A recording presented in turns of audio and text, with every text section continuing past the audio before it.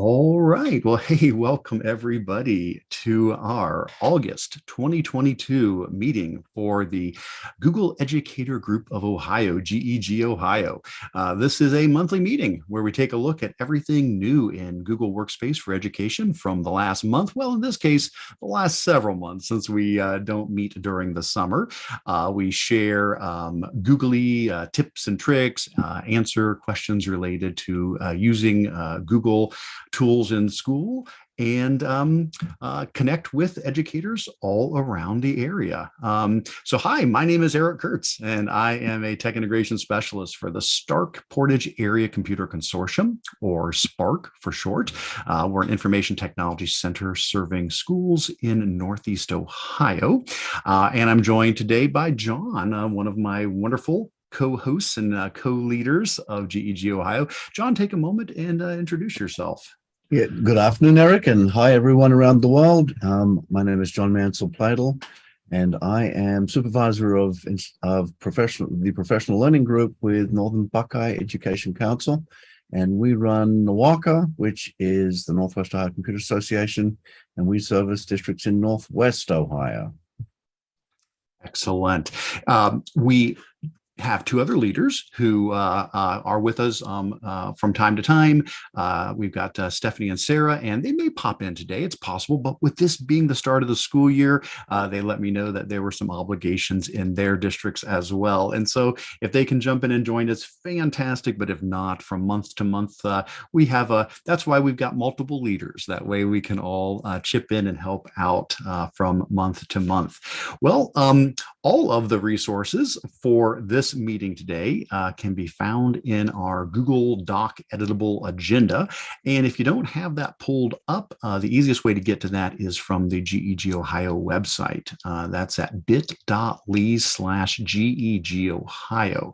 That'll get you to the website. And from the website, you can go to the monthly meetings link. And from there, you will see a little spreadsheet link with all of the meetings. And here is the one for today, August 31st. And there is a link there for the agenda. That will always get you back to that agenda later if you need to access it again. And of course, this is being recorded. So we may have some people that are watching this after the fact and just need some direction to get to that agenda. This is an editable agenda, though. You are welcome to add things to this. Throughout the agenda, there are some spots where that might be particularly useful. For example, there's an upcoming events section. So if you know about some conferences or webinars or other, tech PDs or opportunities that people can take advantage of, please throw those in there. That'd be fantastic.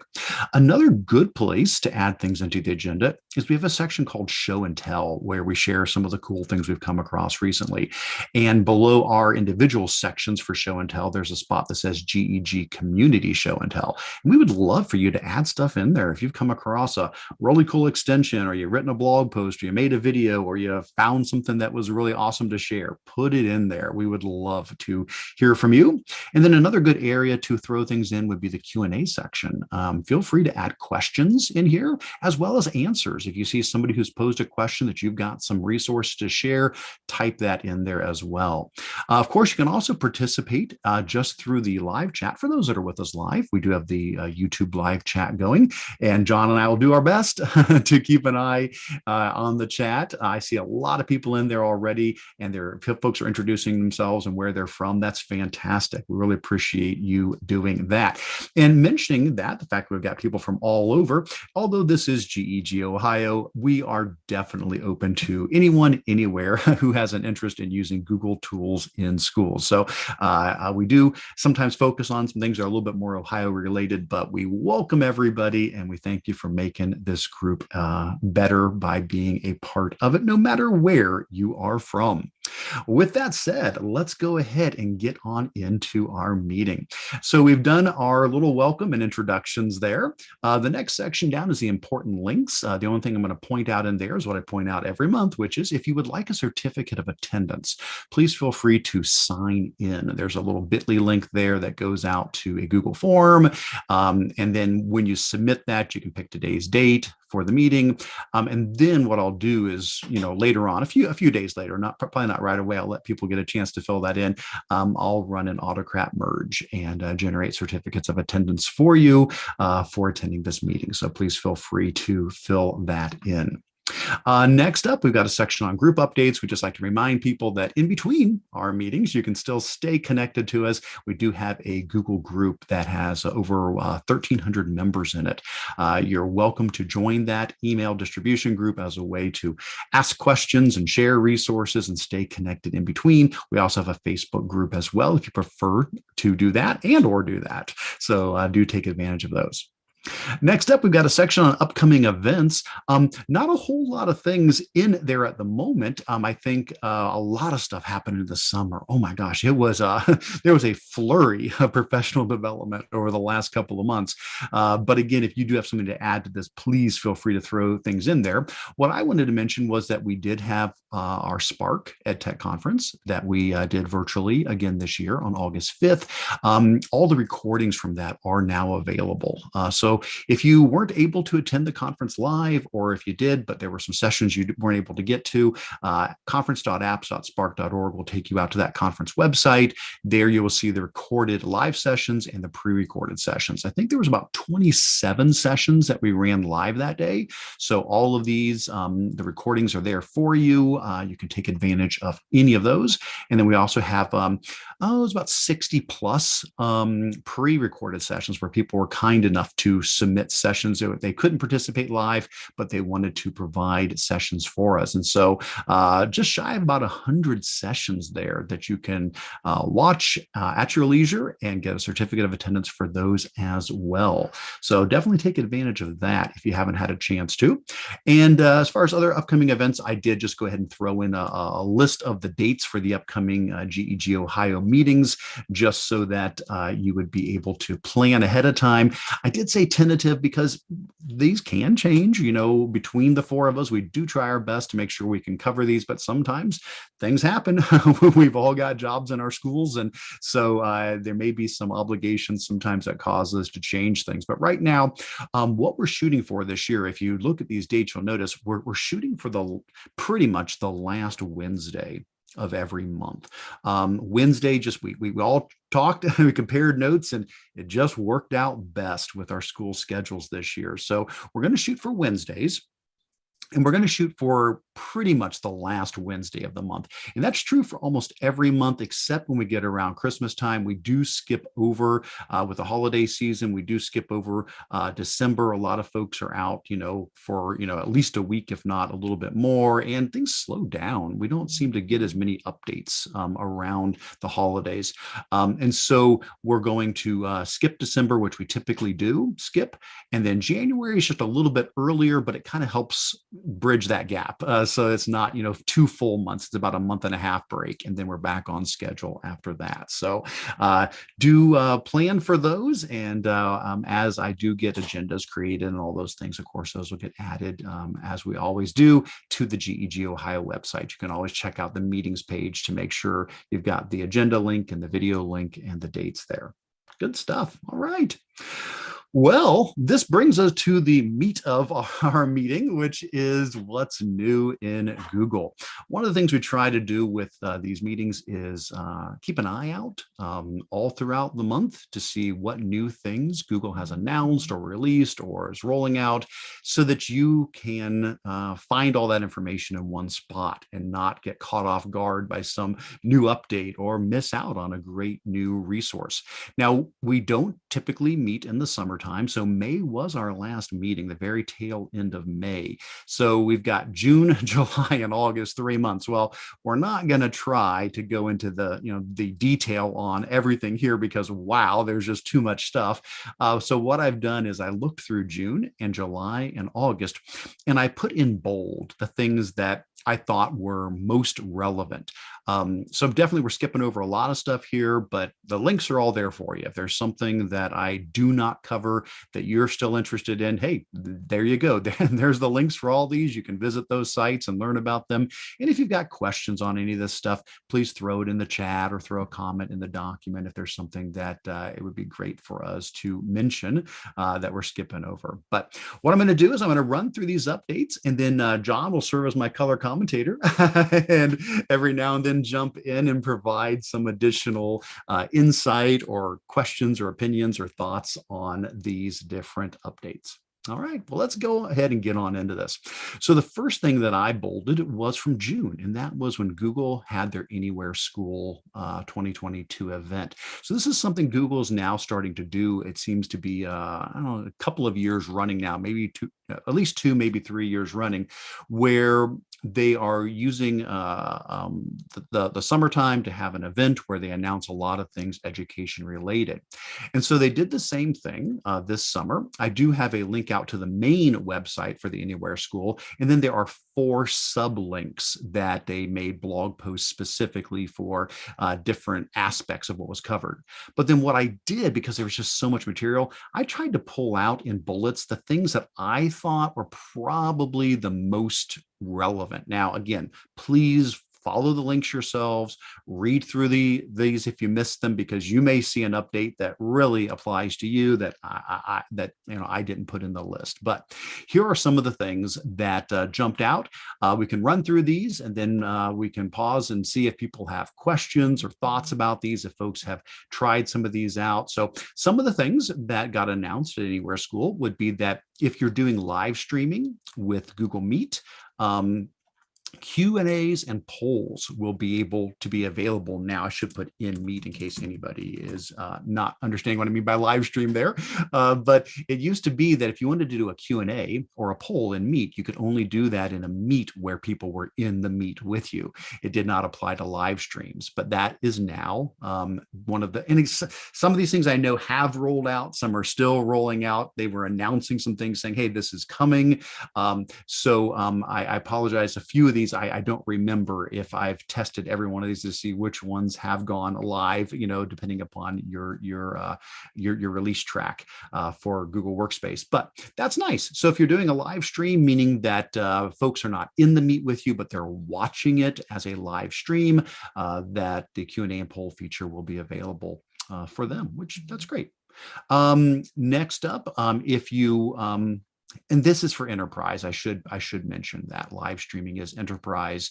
Actually, these 3 are all enterprise, and I probably should do a better job of I'll give myself a note that I need to maybe find an emoji that maybe a $sign emoji and I should put that next to anything that is the paid version of Google Workspace. So the live streaming that is part of that.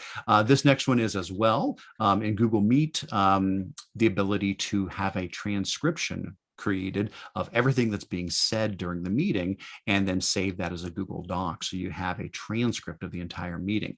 Now, for what it's worth, if you don't have the paid version of Google Meet or of Google Workspace in general, I do have a blog post from a while back. This was a ways back, but it's a blog post about this really awesome free extension, or yeah, it is an extension that you can use called Meet Transcript that will do this for you if you don't have the paid version. So check that out if you still want to take advantage of that type of a resource. Now, this next one I'm really excited about, and that is live streaming being available now for YouTube from Google Meet. So for example, if I were to fire up a Google Meet here real quick, so let me just head over to Meet, and I'll just start an instant meeting to show you what this looks like. So, hey, give it a moment to pop open there, and I'll mute and turn off my camera there because I don't need those on twice. But if I go into a Google Meet and I go into my activities here, you'll see live streaming shows up in my activities, like with breakout rooms and polls and Q&A and all that stuff. And if I go into live streaming, if I've set up a live stream ahead of time, I'll also have the normal, stream this live through Google Meet. But now there's also a stream with YouTube option. And so if I go into that, I can either create a brand new live stream, or I can pick a live stream that I've queued up ahead of time in my YouTube studio. So that's awesome. That's really great. That may be something that we eventually do with these GEG meetings. Right now I'm using Zoom just because that was the solution when we didn't have this as an option, but it may be something that I'm able to switch over to at some point. It's reminiscent of the old Hangouts on Air that we used to have before things switched over to Google Meet. So that's awesome. And that was a question, Eric, that we had from Katura. Was asking why we don't use live stream for these sessions. And I think it was because we've been using Zoom because that was the best tool that we have that we had at the time. Right. Well, and there definitely are a lot of options. A StreamYard would be a great tool for this. There's lots of there are lots of other options. It's just when the change happened, it seemed like, this was years ago, it seemed like Zoom at that moment was a good option. And I just never switched from it, So I do need to thoroughly investigate, okay, pros and cons of, all the different streaming options. And for now, Zoom's working, and so if the old adage, if it ain't not broke, don't fix it. I know, because we got so many other fires you're trying to put out. You're like, okay, this is one thing that is on my to-do list, but it's not on fire at the moment, so it hasn't become the thing. So yeah, awesome. All right. We answered her question, so thanks. Good. Another update that was mentioned was the picture option in Google Meet. Actually, I think I'll just show you a GIF of that, because later on that shows up down here, so you can just see what that looks like. I have to have more people in there for it to actually be, impressive. Otherwise, if I do a Google Meet by myself, it's not going to be very impressive. But basically now in Google Meet, you can click in your set or to your little overflow menu, and you can choose picture in picture. And what it will do is it can pop out. So like, here's a regular Google Meet screen you're seeing here. I'll zoom in a little bit on this, you guys can see it better. And if you choose open picture in picture, it pops out this little floating window. And so it's kind of reminiscent of Zoom. It really does make me think of that, where the images of the people, their live tabs, their screens, that's in its own window rather than being, embedded into Google Meet. And that just makes it easier for you to be able to see other things. Now, if you've got multi-monitors, like I've got 3 screens, set up here, not a big deal, because I can always just, have the Google Meet, window on one of my other monitors, and that's fine. I can see everybody. But I totally get it if you're, especially on a laptop where you don't that moment have another monitor plug into it, or you're at a desktop that only has one monitor. This is great to get this little pop-up window there.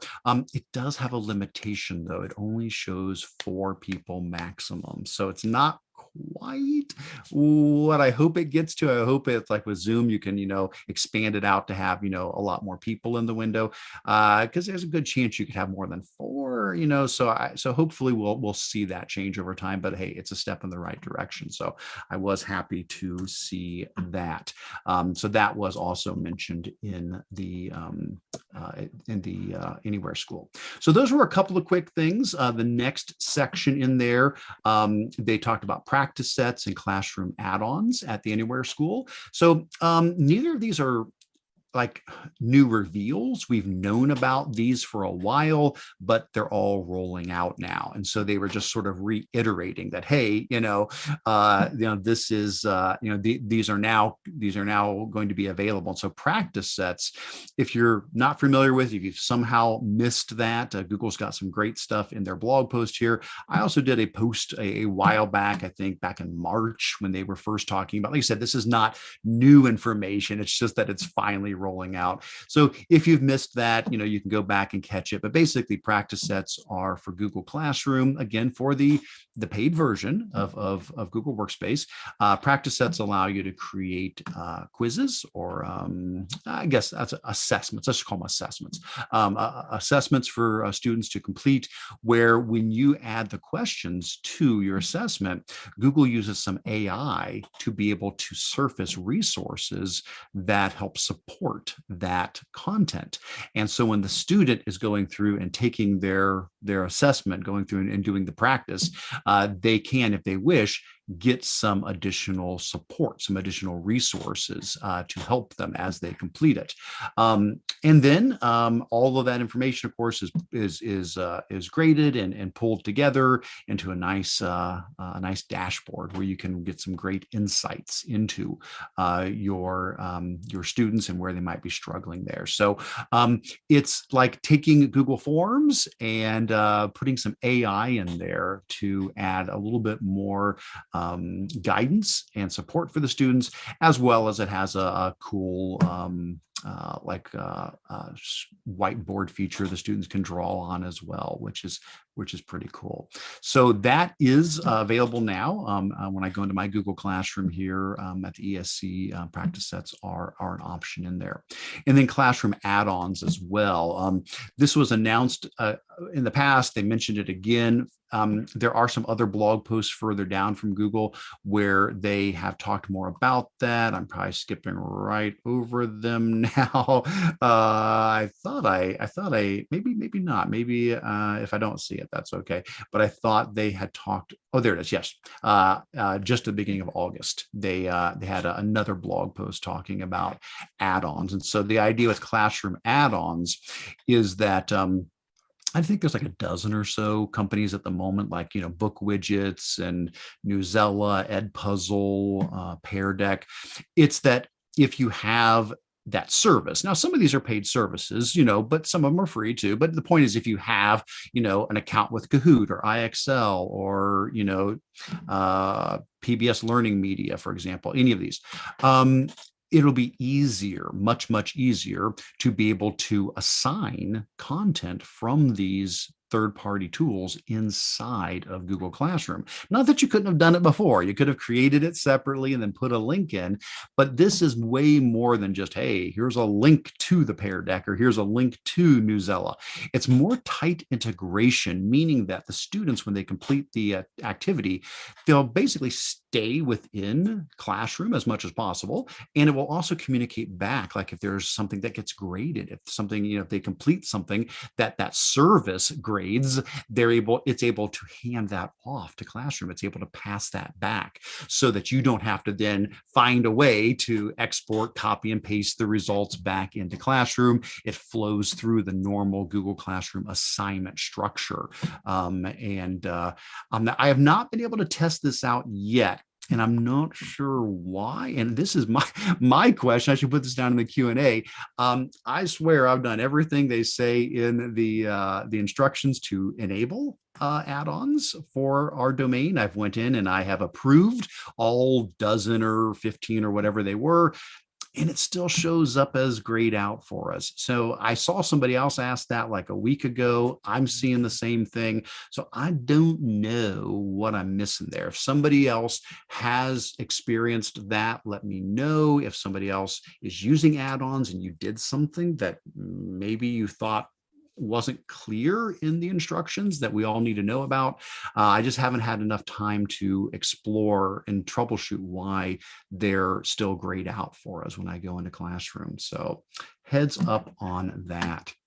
Let's see what else came out of the Anywhere School. So next up, they talked about Google Screencast.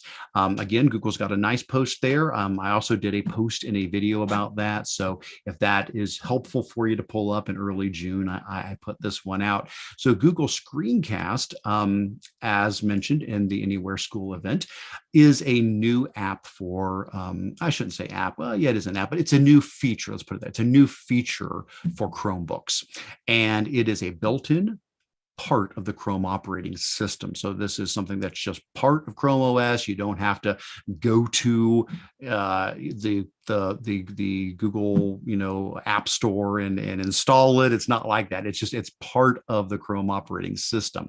And what it is a screen recording tool that goes beyond what we normally get in the screen recording options of a Chromebook. Because normally in a Chromebook, you can do screen recording. That's been there for a while. That's not new. You could go in and turn on the screen recording feature, and you could record a portion of your screen, and you could even record your voice, and you can even record your face. We've had that. That's been part of Chrome OS. But what this does is it goes a little further. So what we end up doing is when we launch Screencast and we do a recording, we do get, the normal things like record your screen, record your microphone, record your camera, but it does a little bit more than that. It also allows you to annotate. And so that's one of the differences is this annotation tool. While it's recording, you can use the annotation tool to draw on the screen. That's cool. And then another thing that's a little different about it is when you are done recording, it will generate a transcript. And so it makes a transcript of everything that you have said during the video. And that transcript is pretty powerful. It's not just, hey, here's a text transcript of it. It goes a little further. It allows you, if you need to edit it, which is nice. But it also has this option where you can skip a portion of the transcript. Here's the idea. It's basically user-friendly video editing. So let's say I'm doing a screen recording and I make a mistake. It happens, Well, instead of being like, oh, rats, I got to start over. No, just pause for a moment.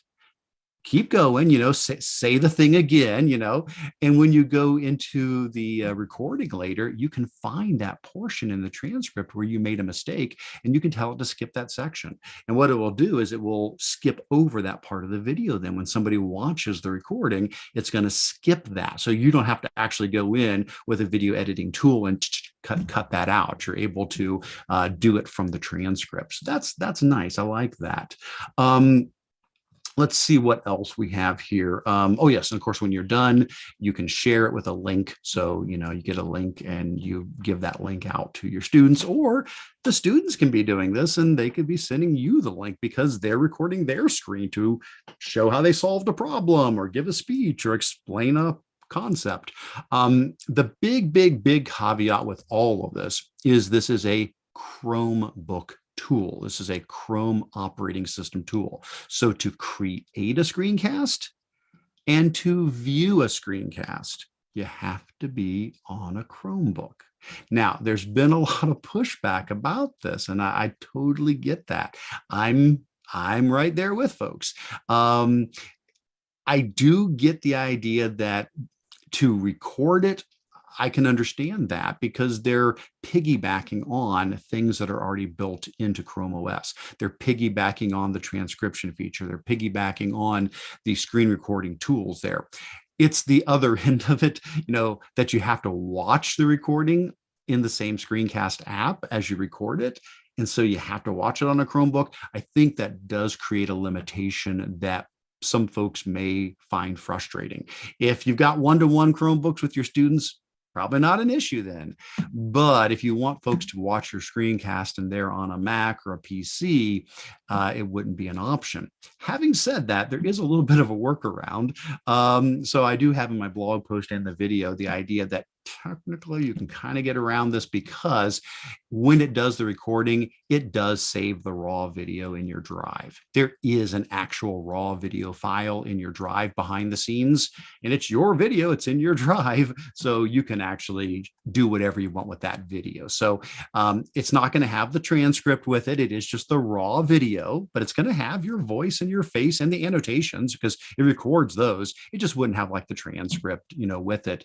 Oh, and the transcript also allows translation. I should have mentioned that too. That's really cool. When a student is watching the and here you go. When they're watching the video, they can choose a different language for the transcript as well, which that's really, really nice. So you wouldn't get that, but you can just grab that recorded WebM video file and do whatever you want with it. You could upload it to YouTube. You could insert it into a slideshow. You could share it straight from Drive. So I don't want you to feel like, okay, this has to only be a Chromebook.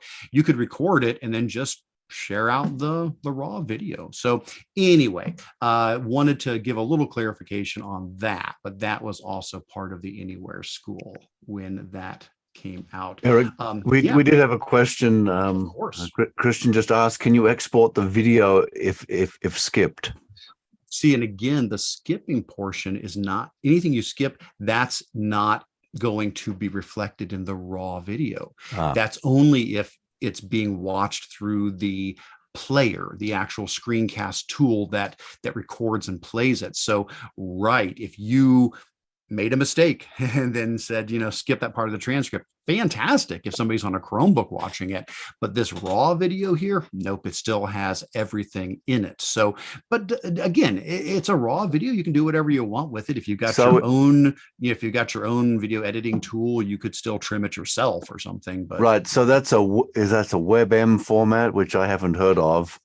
Obviously, you can open that up in Video Editor. Yeah, it is WebM, and that is a very friendly format. I realize it's something that people may not be as familiar with compared to, some of the other well-known video formats, but I tested it out a number of ways. I was able to upload it to YouTube with no problem. I was able to insert it into a Google slideshow with no problem. I was able to play it inside of browsers with no problem. You can open it in like Camtasia to edit it, so it is a very well accepted video format. Yeah. Nice. And then we had an earlier question which goes back to when you were talking about the add-ons for Google Classroom, and Jennifer was saying that they were using it with IXL, and we can't find the scores for the activity. They're not in IXL, and they're not in the classroom gradebook. Wondering what might have happened to them. So I have no answer to that. If somebody does know, that would be great to hear. But like, for example, when I go into Google Classroom, like I said, I swear I've turned everything on. But if I go into Classroom and I say I want to create a new assignment, add-ons are here. And when I come here and say, oh, I want to use Kahoot or Pear Deck or whatever, it still says this application is not allowed by your administrator. I'm the administrator and I approved them all. I went into the admin console. They're all approved. I follow the directions. Now I can do an admin install here, but that's going to force it out on everybody. I didn't want that. I just wanted it to be, and I did. I put it in the allowed list. I put them all in the allowed list, and everybody's getting this. All the teachers are telling me they're getting this error saying that it hasn't been approved, and it is. So I don't know. I don't know what's going on. That's something that I still need to get to the bottom of. I think as far as the grades go, a lot of that's going to depend on the level of integration that they have. And obviously, as you mentioned, they've built in a higher level of integration. My main experience was using Kami with Google Classroom, and they have an extension that you install in Chrome, which then actually allows a whole different, when you go to the Create menu in Google Classroom, you can create a Kami assignment, and then it steps you through a process where you create the assignment, and it has some extra things in it that regular Google Classroom assignments don't have. But what's interesting is once you've created it, you actually can't go back and edit those things. It just becomes a regular item. And then another integration I've worked with was teachermade.com does have the gradebook integration, where it pushes the grade that is created in the worksheet back into the Google Classroom gradebook. But interestingly, it doesn't mark it as done as a Google assignment. So the student still has to go back and click the mark as done. So it would be nice to see if they had full integration where you actually do the assignment in the third-party place, and then it reports everything back to Google, including marking it as done. Yeah. That's what add-ons are supposed to do. What you've just described there, that's a very good explanation of the intention of add-ons. Right. How well each company has integrated that, I guess, is to be seen. I wish I could provide more insight. I just haven't had a chance to play with them myself. I do see other people are saying, one other person said they were getting the same error, but others are saying, no, they're not getting the error. And Jennifer says, actually, it's working in her domain. So I wonder, there must be something, there's one setting that we're missing somewhere. Something. So we'll see. So a couple more things from Anywhere School, and then we'll move on to other updates. There was a lot of announcements in Anywhere School.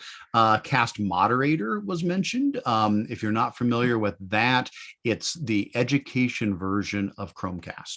So if you have bought a Chromecast device, like a consumer Chromecast device that you plug into your TV and you cast, which I mean, I've got a couple around the house here, so I can, play a movie on my phone and send it over to the Chromecast and it shows up on the TV.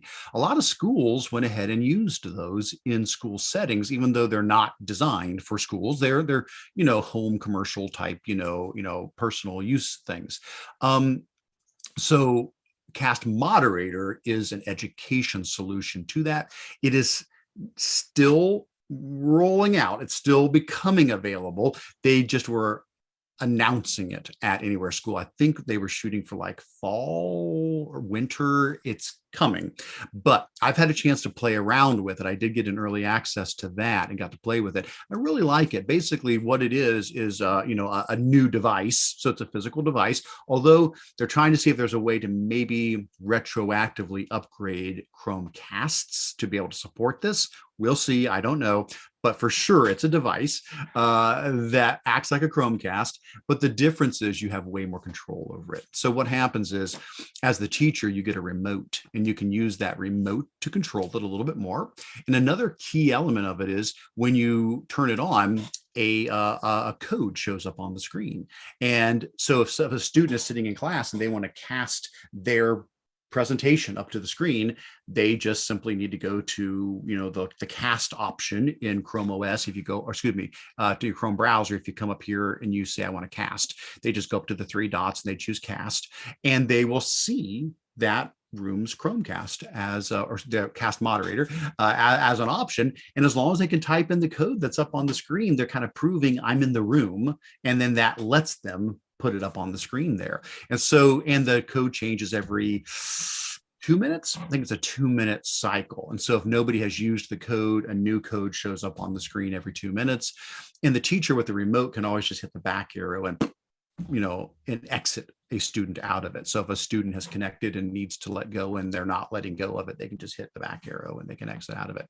The teacher, once they've connected once to the Chromecast, the Cast Moderator, it remembers who they are as a teacher and they don't have to type in the code anymore. So it will identify teachers by organizational unit. And so in the settings, you can say, these are my teachers. Once you've connected once, you're good. You don't have to type in a code. You can just choose your Cast Moderator and get in. So it's a lot of good stuff. I'm really excited about it.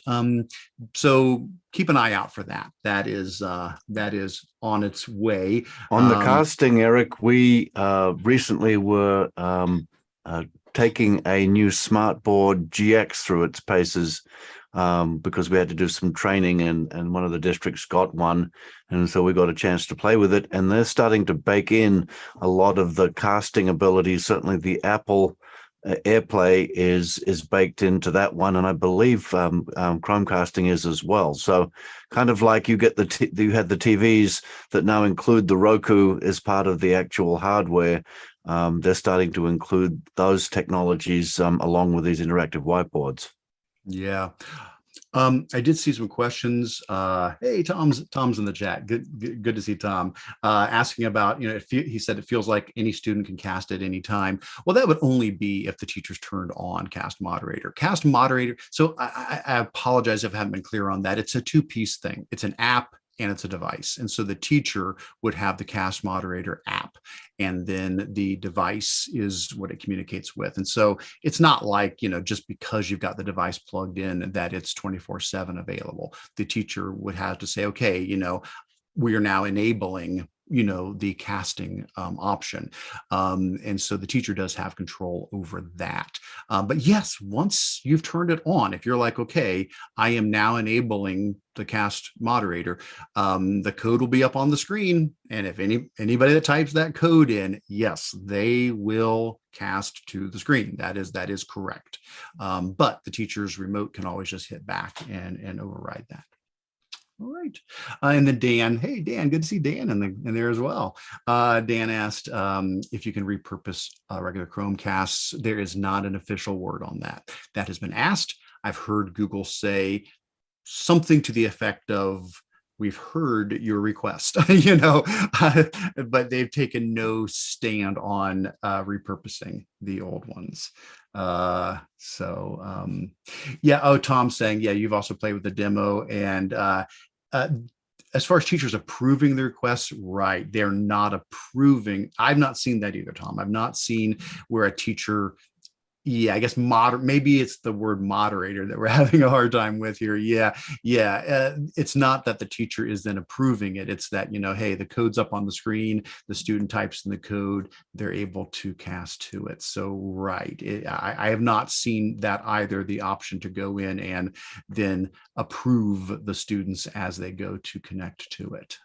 I think it's a matter of Google trying to find that balance between, they don't want too much friction there. If you're going to use it in class, they want it to be, okay, how quickly can a student get their device up onto the screen without having to jump through too many hoops? What's enough to say, okay, the teacher's turned it on and there's a code, is that enough? And maybe not. Maybe as they explore this further, they're like, oh no, we need another option. We still need the teacher to hit okay or something. I mean, that's possible. I could see that. Yeah. That I get you. All right. Last thing from Anywhere School, and that is Figma for Chromebooks. This is a tool I was not familiar with. I had never even heard of Figma before this, but Figma, I guess, very well known to a lot of folks, and I feel I was kind of out of the loop on it.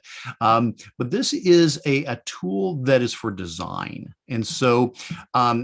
And I don't mean just like design, like making a logo. I mean like the design process, like, creating a product, or, creating something, that maybe is multi-step and brainstorming and multiple people working together to have a project that they're designing. Figma is meant to support that. And they have partnered up with Google, and they're making Figma free to schools using Chromebooks. And it comes in two pieces. Figma has the Figma design tool, and then also they have a whiteboard called FigJam, I believe. I hope I'm saying that right. But it's maybe I'm messing up Jamboard with Figma. I'm probably mixing them up. I apologize. But there's Figma, and then there's also here. I'm gonna look later because I put in a link to Tom's videos here. I just worried I'm saying the wrong thing here. FigJam. It is FigJam. Yes. Okay. Because I was going to mention Tom's great videos on that he's put together on that. So basically, Figma has partnered up with Google and saying, hey, this is free. This is great for your students who are doing design work. And so there is a beta that you can sign up for. I have done that for my district and waiting to hear for the ESC, and waiting to hear, what comes of all that. But you basically fill this out and you can apply for that to get early access to it. But eventually, that'll be something that, Chromebooks in US high schools can use for free. Now, speaking of all of that, I further down in the agenda under my show and tell, I had included a really nice collection of videos that Tom Mulaney had done, and Tom's in the chat here today. And this was 16 short videos on using the FigJam whiteboard tool. So absolutely check that out if you're wanting to get a jump on what the whole FigJam tool is all about. These are nice short videos that will lay that out for you really well. Yeah, awesome. So there you go. That was a lot of stuff from Anywhere School, but those are the things that I thought really stood out to me. I would still encourage you to look at the other posts that Google made. You may catch something that I skipped over there, but a lot of great stuff that they announced at the Anywhere School. We're going to hit a few other items here. Some of these we're not going to have to go into because we've actually already hit them. It'll be like here's an actual article, about Figma, and so, if you want to, go out to that article, you can then go there and, read more about it. But we've already hit it up here in the Anywhere School. So some of these things we're going to skip over because we've already hit them. But let us know if you've got more questions on something from the Anywhere School. Throw that in the chat, and John and I will try to keep an eye on that. So what else do we need to talk about? We've hit that. We talked about picture-in-picture. Didn't mention multi-pinning. I apologize. I did skip over that. So picture-in-picture, that we talked about. I don't know if they've got maybe they just didn't have an animated GIF, and that's why I didn't mention it. But multi-pinning, what that means is right now in a Google Meet, you can pin somebody's video feed so it will, fill up the screen and be the main focus of it. Multi-pinning means you can pin more than one person at a time. And so this could be used for a lot of things, like if there's several people speaking and you want to be able to see them all at the same time and not popping back and forth between this one speaking, that one speaking, or I'm pinning one person, but somebody else keeps, speaking and I want to see them too. Also may be really great for sign language. If there's a sign language interpreter, they could be pinned in, on the screen as well as the person who's speaking. So keep in mind, pinning, it's user-based. The end user does this. So like if I went into Meet and I pinned two people, it wouldn't change it for anybody else. They're not going to see that change. I'm seeing the change. And so it's a matter of the end user learning, oh, I'm allowed to do this now. I can pin more than just one person in there. So pretty cool. All right. Next up, a little bit of Google Forms love. Two things came out back to back here. One was the ability to change the fonts, more fonts in Google Forms, and to be able to have greater control over that. And the other was rich text formatting. Oh my gosh, we've been asking for this for a long time. Rich text formatting in the titles and descriptions of Google Forms. Now there's blog posts about this, but I also did a post in a video. So I'm just going to bring up my post just because I've got some screenshots all in one place. If you want to check out the video, that's pretty short too. It's like 6 minutes long. But here's basically what it comes down to. First of all, fonts. If you're in a Google form, you can now go into the theme and you can change the fonts for the header and the questions and the text. And so if you wanted to pick a font like Lexend, something that's a little bit more geared toward helping struggling readers, you could use like the Lexend font. Or yes, if you had a quiz about cows, you could use Moolah La as the title font if you want. But you have all of the fonts, all 1,400 plus web fonts from Google are all available now. But even if it's just something like, using Lexend to make your quizzes more readable, that's a very good accommodation and accessibility tool to help students. In addition to that, we also have now, like I said, we have rich text inside of the titles and descriptions and questions. So like in the description, if I wanted to bullet some items, we now have, bulleting and numbering. If I wanted to add hyperlinks, I can use the hyperlink option to, embed hyperlinks.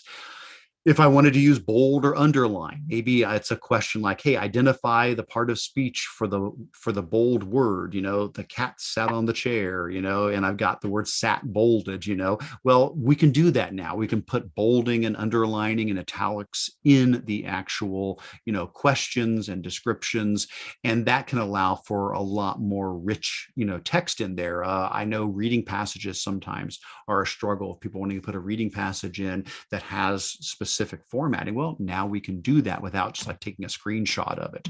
You have that control. The last thing I threw into my blog post on it, though, is we don't yet have rich text for the answers. So it's the titles, the descriptions, the questions. It's not the answers. So if you wanted rich text in the answers, we're still pretty much needing to put in images of that. So you basically would need to type up the answers in Google Docs and then, take a screenshot of that and then add those in as images. Or you could use Equatio. Equatio I know it's for math, but you don't have to do math. You can type other stuff in there besides math, and you can do bold and italics and underlining, and that will create the images for you and then insert those into your quiz. So a couple of ideas there to think about when it comes to those updates on forms. All right. Next up, ChromeOS Flex is officially out. Just be aware, if you had missed this, there used to be a tool called Cloud Ready from Neverware. This has been around for so many years, so it's not a new thing. You very well may know about it. I know I've shared about it many times.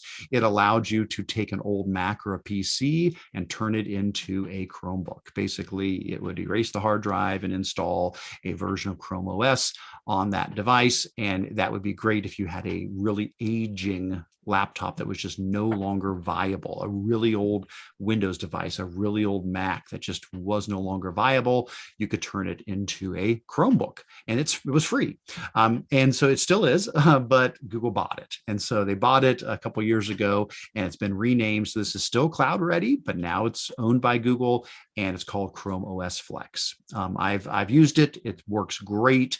Basically, you create a USB installer. So you just have a USB key, and you install you load ChromeOS Flex onto it. You boot from the USB key, and it will allow you to test it on the device before you install it. So you don't have to erase the device. You're allowed to test it first. You can just boot it from the key. If it's working well, then you can say, I want to go ahead and install it, and it will, wipe the hard drive and put ChromeOS Flex on there, and that's it. Then this old laptop that and we've done that. I've done that with about a dozen that we had that were just so old Windows laptops, and now they're Chromebooks. Now they're not managed. Unless you want to pay. There's options to say, okay, I want to buy, management options for these.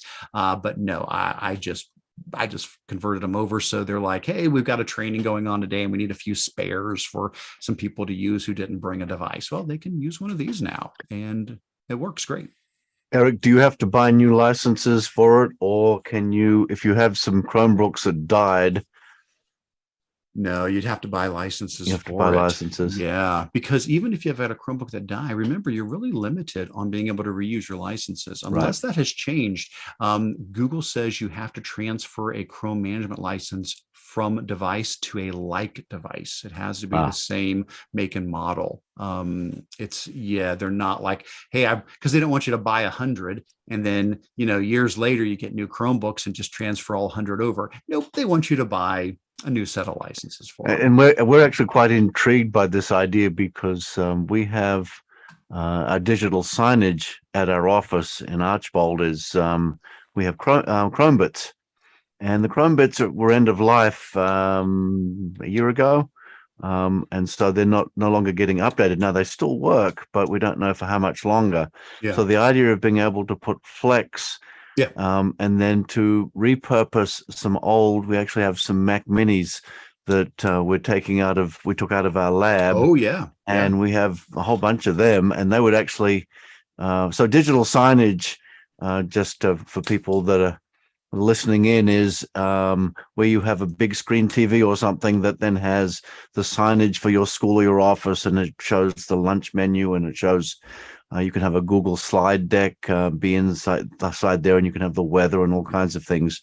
And then there was a low-cost solution, which was Chrome Sign Builder. Is if you have that device managed, then you can actually build your signs in Chrome Sign Manager. Now, what was interesting, Eric, in the most recent release notes of the latest version of Chrome OS, they did mention that Chrome Sign Builder was going to get some love, and it was actually going to get updated. So we're waiting to see what that's going to look like. But that may be our digital signage solution moving forward. That sounds like a great option. And yeah, Sign Builder, I think a lot of people don't even know it's out there. It's fantastic. We used it, and it's really easy to use, and works great on an old device. So I could see that being perfect for that.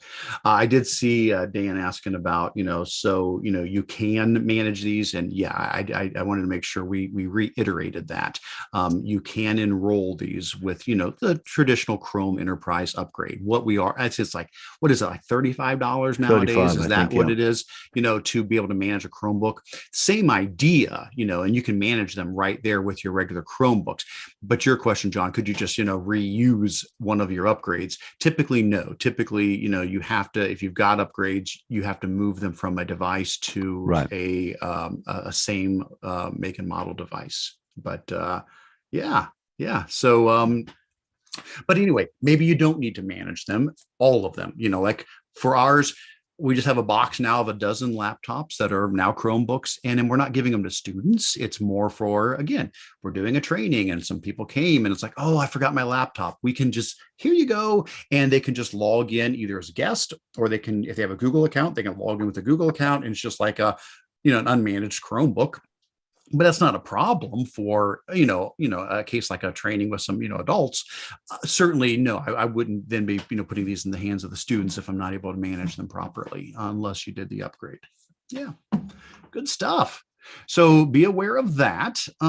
Next up, hey, how about this one? I know I've been asked this question before. People say, hey, is there any way to know if there's been a change to a Google document? We've had this for a while for Google Sheets. If you're in Google Sheets, that's not something new. We've had that. You can go in and say, I want to get notified anytime somebody makes a change to this sheet. That's been there for years. Well, people have said, what about documents? I want to know if somebody's changing a document. We have it now. So Google Docs, we can now get notifications if a change has been made. To get into that, I would go to Tools and Notification Settings, and instead of just the normal notifications, like for comments, like we've had that, hey, notify me, if somebody makes a comment. Now it's down here, added or removed content. You will be notified when somebody adds or removes content to this document. Now, I would not want to check that for a document, as busy as this one necessarily, but for something where it's a document that maybe, we don't jump in a whole lot, but when somebody does jump in it, I want to know that. I want to know that something new has been added or changed. We can go in and select that option. So that's cool. I was really glad to see that.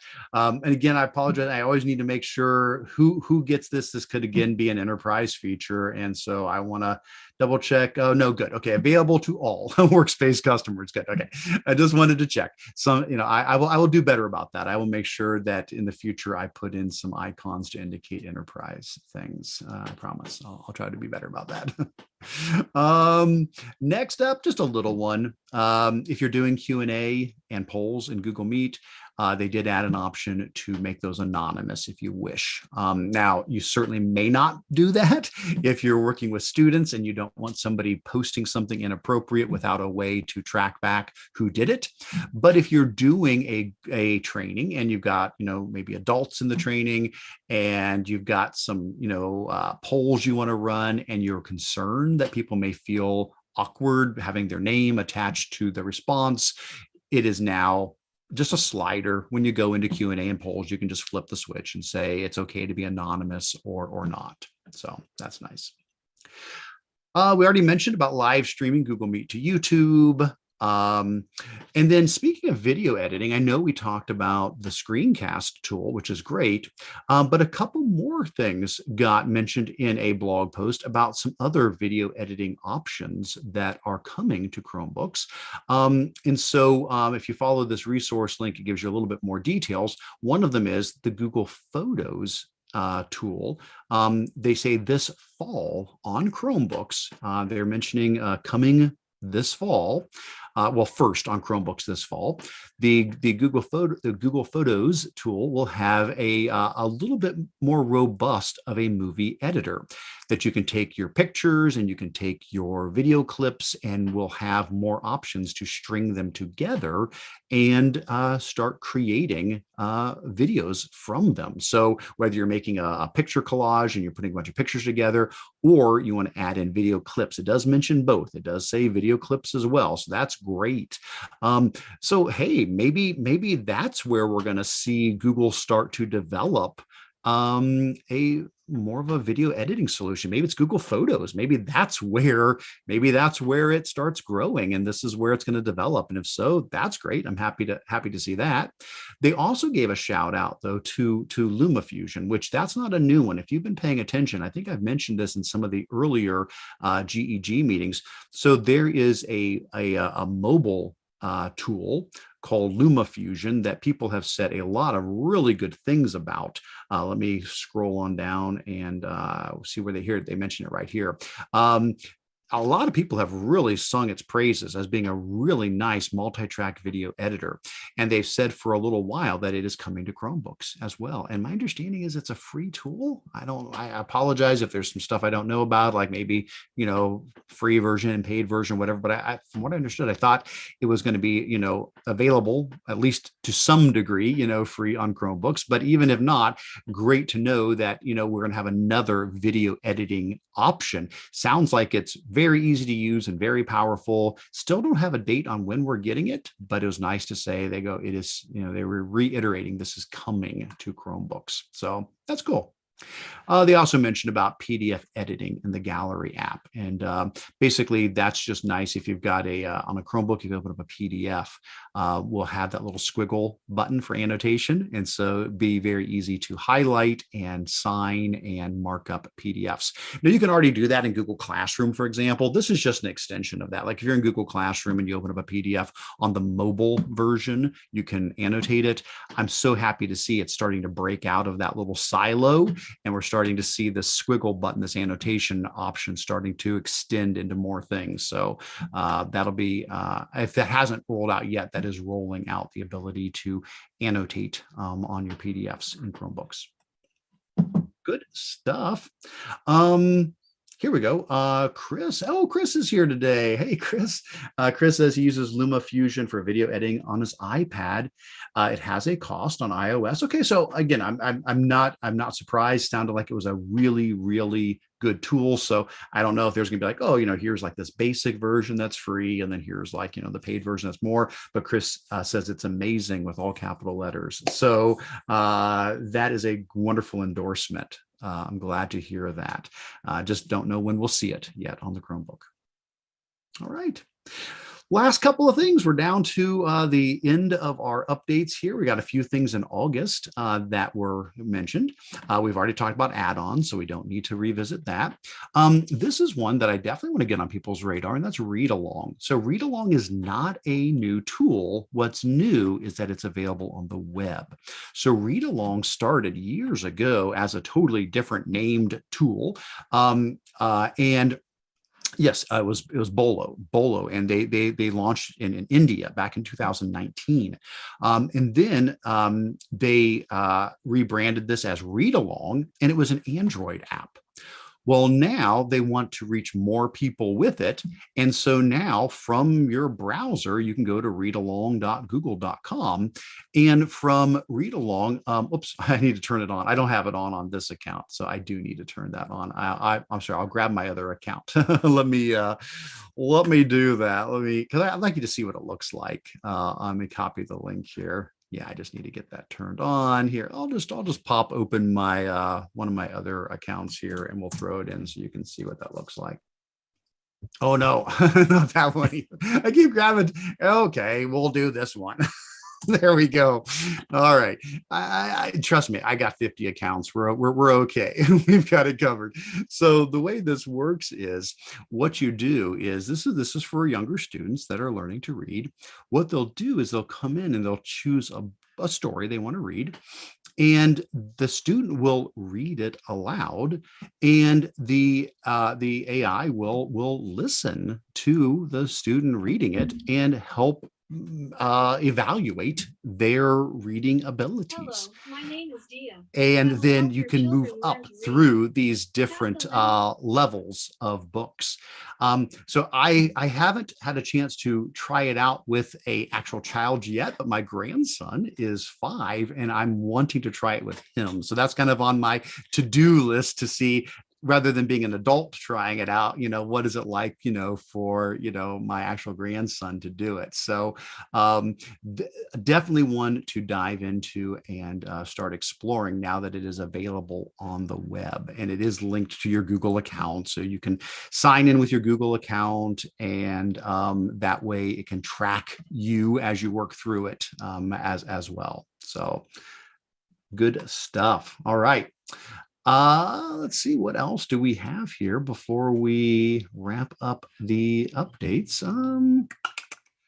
Sites, little update, not a big one on Google Sites, just that if you want to add links for Twitter and Facebook and things like that, now Google Sites has some social links, a social links option where you can say, here's my YouTube channel, here's my Twitter, here's my whatever, and it will either allow you to add your own image for it, or it will be like, oh, that's Twitter, and it will grab the Twitter image, or oh, that's a YouTube channel, oh, here's the YouTube image. And so you can make these nice pretty social links easily without you having to go out and add the images and put in the links yourself. Just throwing them into the social links tool here will generate those. So I thought that was nice. That was a neat little update for sites there. Eric, we had a question wondering how you could get that read aloud to work on an iPad. Wondering if you used the Chrome web app on the iPad, if it would work. I don't know. Good question. Like I said, it was an Android app. So like if somebody has an Android device, it has been out for at least a year. You could use it on an Android device. I don't know. I don't, that would be a good one to try out though, to see if you were using the Chrome browser app on the iPad and went to readalong.google.com, would it have an issue with that, or would it still allow it to function? Right. Not sure. And I would just mention for the Ohio people that are listening, as part of the Info Ohio collection, there is Storia, which essentially does read books aloud for you, and that is included free for every educator and every student in the state of Ohio. Excellent.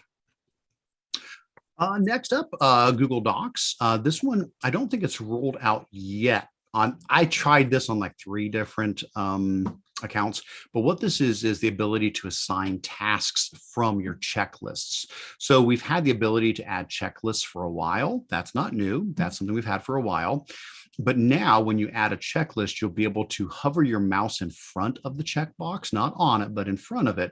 And there'll be a little circle that pops up with a little button that has like a little check and a plus.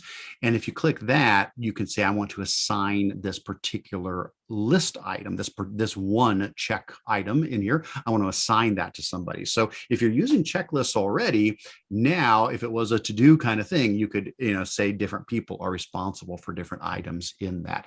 I tried it on 3 different accounts and it didn't pop up yet for me, so it looks like it's still rolling out.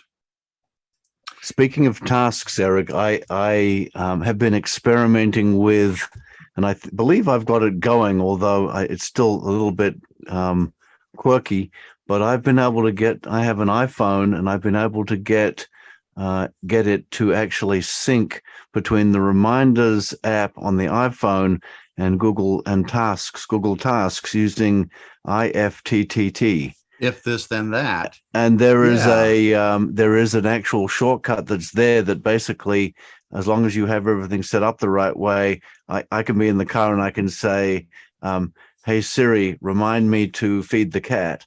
And then that will actually then transfer over and sync and then go into my Google Tasks right there, which I have next to my email. Right. And I think that I've been trying to find a really good way to organize my task list. I love how you can drag an email right out of the email window straight into tasks, and it turns it into a task. Right. That's great. That and for folks that aren't familiar with that, if this, then that is the website, and this has been around for a long time. It's awesome. Basically, it's a site where you say, okay, if this happens, then do that. And you're basically connecting together different services. So you can say, like, if there's a tweet that has this hashtag, then email it to here, or then put it in this Google Sheet or whatever. So you're basically linking services, there was a time when I was trying to find Pachysandra for my backyard. This was years and years ago. And so I made one that said, if somebody puts Pachysandra, if Pachysandra shows up on Craigslist, send me an email or something, and I got a bunch of free Pachysandra, as a result. So that's a really nice one. Thanks for mentioning that. You're welcome. So, all right. Looks like Peggy said you can use read along in your browser on an iPad. So I don't know. We'll have to see. We'll have to see. All right. Last couple of things in the updates. Google Sheets got some love with some new functions. Now, I put two links in here. One is the actual announcement from Google, which is great. Please read that. That's fantastic. But then I put in a link from Ben Collins. And I know I've mentioned Ben before. Ben is a Google Sheets guru, benlcollins.com. You got to be connected with Ben. He's phenomenal. He did a blog post then based on that with more details. So he goes into, here's all the new functions, and here's what you can do with them. And I will not, go into great detail right now on these, other than to say, I was so thrilled to see X lookup. This was the one that got, I don't know, I need to spend time on all the rest of them, but this, I was so happy. So I'm a massive user of VLOOKUP. I use it all the time. It's a wonderful tool. For example, I just pulled something up with some fake data just to show you the idea. So the idea like behind VLOOKUP is like if I had a spreadsheet with like student IDs in it, and I had another spreadsheet somewhere where I had student IDs and their names, VLOOKUP would allow me to insert a column and pull in the names. It basically does a vertical lookup and goes and grabs those and pulls them over. The problem with VLOOKUP is it's a little more constrained. You have to have the thing you're matching first, followed by the things you're pulling over. And sometimes it's not that way. Sometimes maybe the student ID is way down in this column and you're not able to move it because somebody's using it for something else, Well, XLOOKUP basically says that doesn't matter. You can say, I want to find this item and I want to look in this column, and I don't care where that column's at, but if you find it in that column, now go over to this other column and pull back the thing that is in that same row. And so it's just a way more flexible version of VLOOKUP, and Excel has had it for quite a while, and I was jealous of that. I was jealous that Excel had it and Sheets didn't, and yay, we now have XLOOKUP. So for any spreadsheet nerd out there, I would encourage you to check out Ben's nice explanation of these, as well as all the resources that he shares on his site. And then let's see, if you're a big AI person, they do have a sign up available for a new app from Google called AI Test Kitchen. This is something that Google demonstrated at Google I/O this year. And so at Google I/O, they were showing this off. This is their Lambda AI, their language model for dialogue applications, where you can go in and say stuff like, imagine if, and you can ask the AI to imagine, imagine if you were at the bottom of the ocean, and the AI will say, okay, here's what I see, and this is what it's like, and it will answer these things. Or you'll be like, I don't know, there's a few other ones like, what if I wanted to learn how to do, XYZ? Well, here's things you could do to learn that. And so this is an amazingly powerful demonstration of some of the cool things AI can do. Well, this was a very closed tool as they were trying to develop it. They now have an option at aitestkitchen.withgoogle.com to say, hey, I would like to try this out. So I have registered. I submitted in there because I would love to play with this and see the educational aspects, possibilities. Like, here you go. There. This one has better pictures of it. So like here, imagine you're at the bottom of the ocean. Lambda will start describing it, and then you can ask more questions. And this is not pre-programmed. This is the AI pulling from all of the knowledge of everything Google has at its access, and being like, okay, sure, I'll give you information on that, or the list it thing. I want to start a garden. Well, okay, here's things the AI is generating right off the top of its head there, or and they have, they talk about tool as well, where you can ask anything about dogs. They focused on dogs in that one. So they're going to rotate through some different tools in the AI kitchen, but these are the ones that are in there right now. So I think this is really cool because, again, I don't see it as just a novelty. Where I'm seeing the power of this in education is to be a classroom assistant for you. So technology is never going to replace a teacher. I really don't believe that's the case. I do a whole keynote about how the best teacher, is a human using technology. That it's not that the technology replaces us, it's that we work together with it. And so it's learning how to leverage the technology.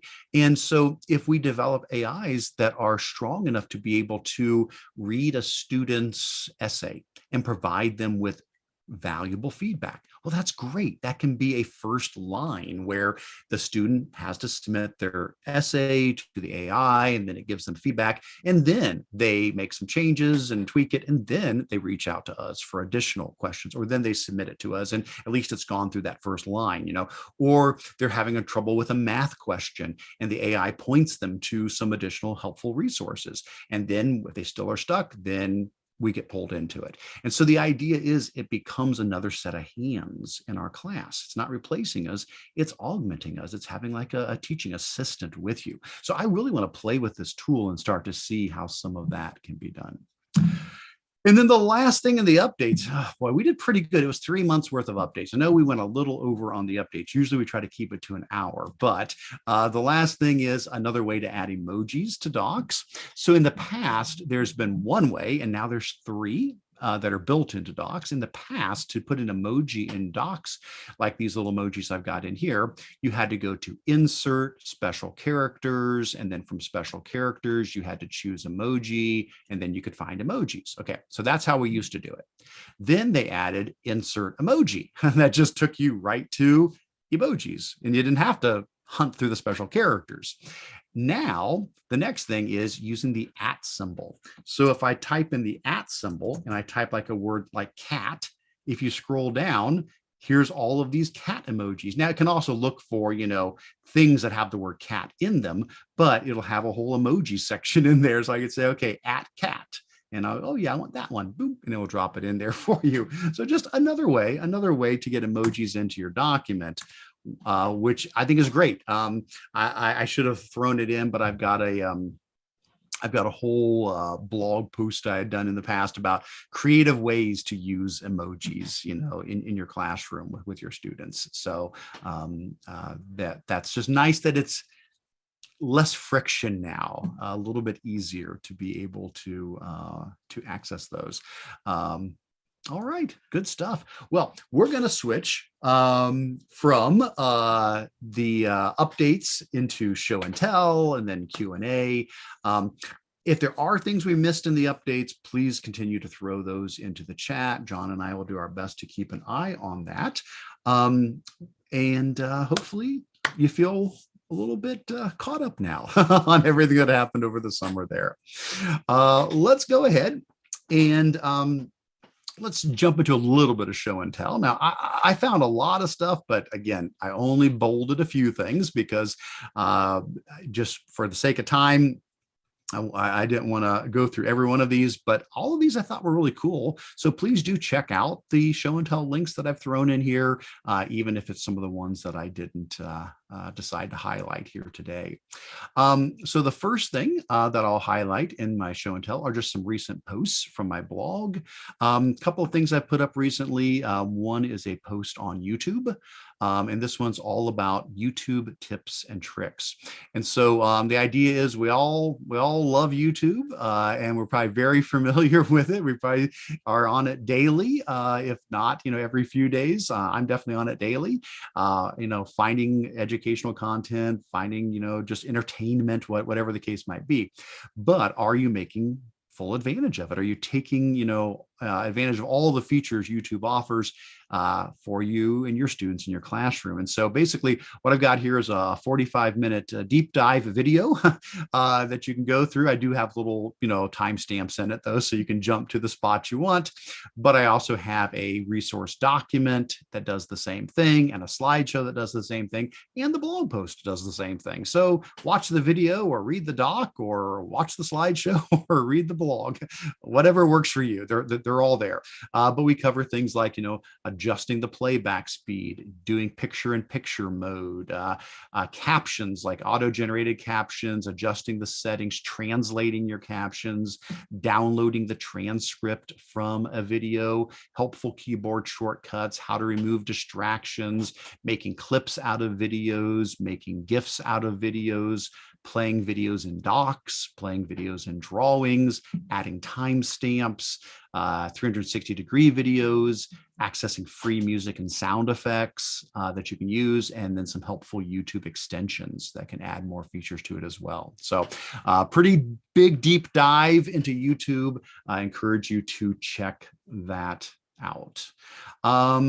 Next up, I did a blog post and a video on creating a soundboard with Google Slides. So I did this for the Moat conference. And so I did talk about Moat during the session, but I don't want you to feel that you have to use Moat to do this. I did both. I did some things with Moat and some things with just regular audio. But so it's not something that is specific to Moat, but that's definitely a good feature to help with it. But the idea behind this is, what if you wanted to have a soundboard in your class for a game or a quiz or a competition?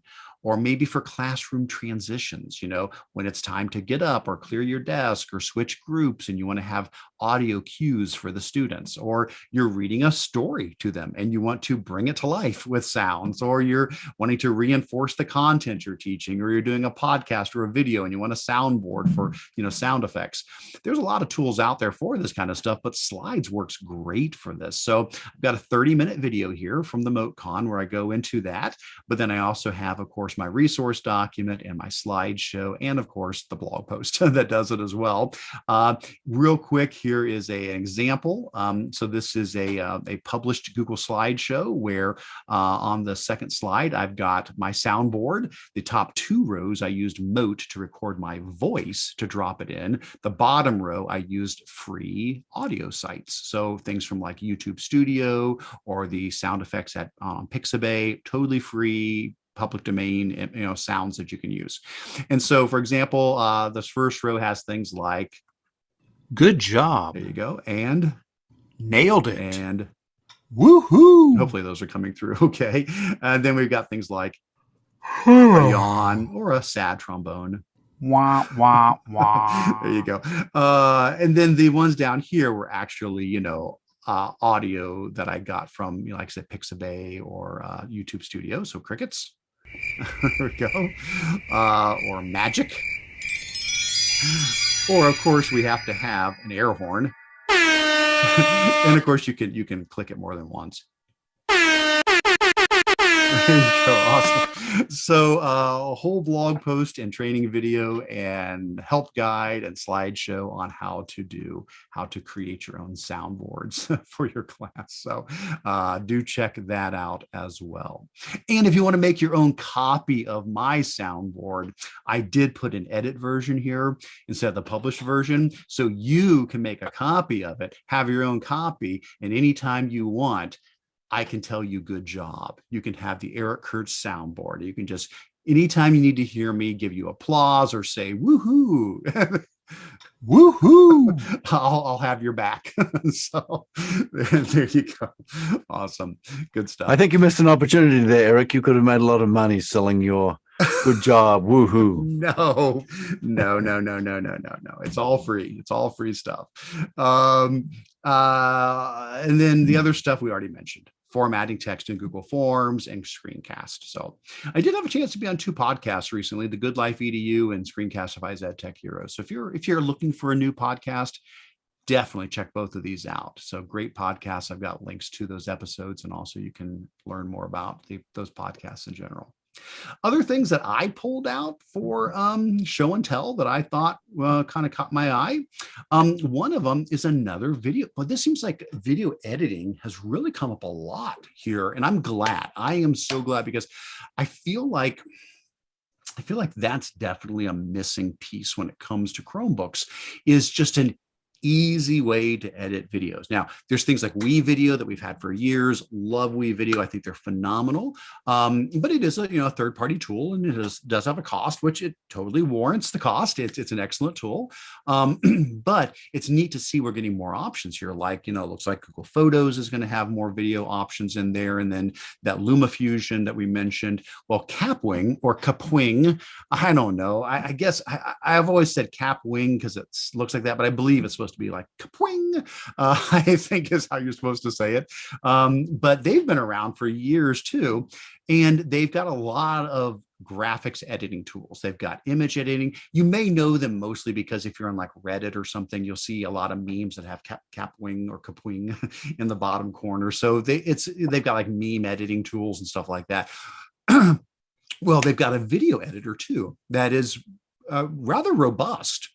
And they've decided to just make it free for education. The pro version, not like the free watered down version, the pro paid version. It's just free now for schools. And so there's a link here that takes you out to a nice article that Chrome Unboxed did on this, where they explained a little bit more about it and all of the, these are the pro features, no watermarks, and 6 gigabyte projects, up to an hour each, 1080p resolution, all unlimited background removals. I mean, this is good stuff. And then here's a link to sign up. So I did do this. And I did get approved. So I just got the approval a couple of days ago, and now I need to dive in. It's another on my to-do list, start playing with it. But you can come here as a teacher and you can sign up to get approved, and then for your entire school district. So I'm going to test it out first. And if everything looks good, then I'm going to connect with them as an administrator and say, okay, can we just get this for the entire domain then? So really looking forward to trying out the pro version of this and seeing how that works. And of course, the idea is that, this runs on Chromebooks. It's web-based. So, I mean, it's not like you have to have a Chromebook. I mean, this will work on your PC. This will work on your Mac. It'll work on, anything with a web browser, because it is, a web-based tool. I don't know if they go into the details here as to, I think, where was it? Where did I see? Here we go. Yeah. They say it's cloud-based, which means you can, of course, access your videos wherever. I like this sentence says use it on any device and access your content anywhere. So I probably need to look a little further to see, does that mean, mobile as well, like an iPad or something like that? But absolutely, Chromebooks, Macs, PCs, this could be a really good option for Chromebooks for a video editor. So I'm excited about that. Oh, hey, Bruce. Hey, Bruce is here. My gosh, we have got an absolute amazing collection of educators with us here today. So good to see Bruce. Bruce mentions the Canva video editor being slick and free. You're absolutely true, Bruce, and I apologize for not mentioning that. So we've got other free tools like Canva and the Adobe Creative Cloud, and both of those are free for schools. And so between Canva and the Adobe Creative Cloud, they have video editing tools as well. We're just seeing an explosion in tools that can be used on Chromebooks that are free for schools. So that is great. Awesome. Very, very, very good. All right. Love it. And then I already mentioned the FigJam videos. If you missed that earlier, when we talked about Figma and FigJam. FigJam is the interactive collaborative whiteboard that goes along with Figma. And Tom Mulaney did a really nice job with 16 videos to introduce you to that. And the last thing I had put in my show and tell that I highlighted was this cool website for ChromeOS version rollout tracker. Okay, so what is this about? Well, what this is a site where whoever's maintaining this, it's phenomenal that they're doing this. basically what they're doing is taking every Chromebook that exists. And when I mean every Chromebook, what I mean is you can go back and look at this. Here's a Google CR48 at the bottom. So we're talking every Chromebook that has ever existed. And it tracks what version those Chromebooks should be on. So if you are in the stable channel, which is what most Chromebooks would be in, and you've got, a particular, Chromebook, well, oh, you should be at 104 at the moment. If you're in the beta channel or the canary channel, like the cutting edge channel, it'll show you where you would be for those as well, or the dev channel. And you can of course go into your settings on your Chromebook and move it up. Like I said, my Chromebook that I have to the right of me here, I've got this on the beta channel. So I go one channel above the stable. So I see things like, a month early by doing that. But I've never felt comfortable going out to the dev or the canary channel, but I do the beta channel. It also shows you end of life. And so, if you say, okay, find your make and model here. If you said, oh, I've got a Galaxy Chromebook 2 or whatever, you could come across and say, okay, the end of life is June of 2029. And these are the versions I should be at right now. So just a really great way to look through the devices you might have in your district or ones you may own personally, see when their end of life is as far as when they're going to be getting updates, and then also see what version you should be at as well. That gives you, if you're like, why am I not, seeing an update or something? Well, maybe it just hasn't rolled out for yours yet. This is a nice way to see that all in one place. Speaking of which, I meant to mention this when we talked about ChromeOS Flex earlier. Nobody asked in the chat, but I bet some people are thinking it because this is a common question with ChromeOS Flex is there a way to install that on old Chromebooks? Can you take a Chromebook that's no longer getting updates, that is beyond its end of life, and can you then put ChromeOS Flex, on that to bring an old Chromebook up to date? The short answer right now is no. The long answer is you really have to jump through a lot of hoops. Like you would have to, in many cases, open the device up and actually physically make a change to one of the jumpers in it to allow the internal memory to be overwritten, the operating system.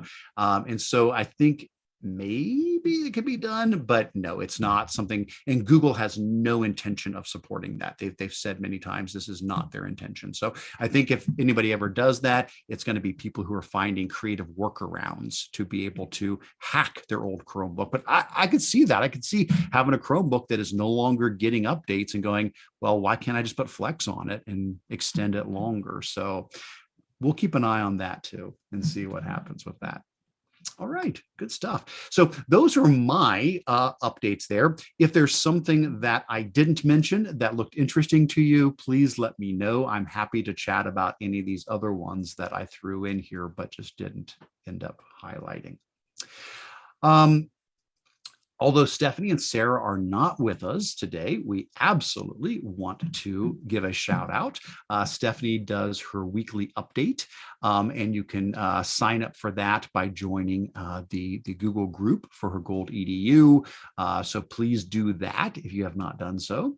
And Sarah also does a weekly newsletter, and they both share wonderful things through these. And I always look forward. To getting these. And so Sarah does the same as well, and you can sign up for her weekly newsletter. I guess, since we're talking about newsletters, I guess I should just put that in here too. So I do my Control-Alt-Achieve newsletter. Oh, I went to the conference site instead. Oops, I can't type today. Control-Alt-Achieve. There we go. I do a newsletter as well, and I was doing it monthly, and I'm moving now more toward doing it as a weekly thing as well, because it used to be like a once a month newsletter, and it was just so big because after a month, well, look at this. I mean, like this meeting, a lot happens in a month, let alone the 3 months for this one. But they were kind of getting unwieldy. They were just so big. So I think I'm going to go to like a, every Monday kind of a thing. Like each weekend, I'll just take some time and pull it together, and it'll be shorter. It'll be like maybe, 2 things from my blog and 5 cool things that I came across. I'm going to keep it a little bit tighter.